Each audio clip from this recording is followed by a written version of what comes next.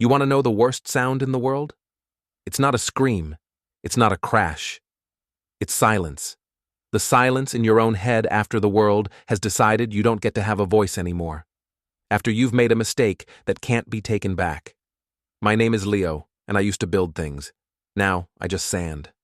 I sand old boats in my workshop, trying to smooth out the grooves and gashes, pretending I can do the same to my past.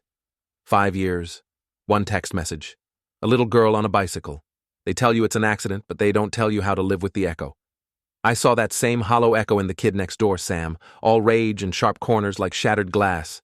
I heard him one night, putting his fist through a wall. And I knew that sound. That was the sound of a soul screaming against its own cage. So I did something I hadn't done in years.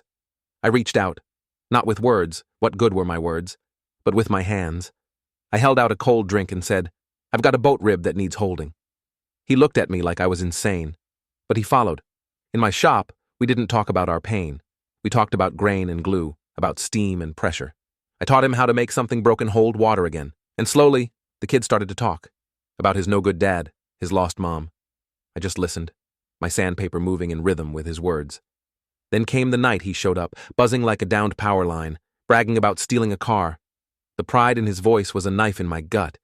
It was my mistake staring back at me, wearing a teenager's face. I made him look me in the eye. And I told him about the phone, the swerve, the tiny sneaker in the road.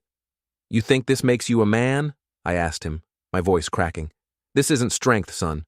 Strength is getting up every single day and facing the ghost of what you've done. Strength is building, even when you feel you don't deserve to." The next morning, he was there. Silent. We worked until the skiff was ready. The day we launched her, watching that beautiful whole thing float.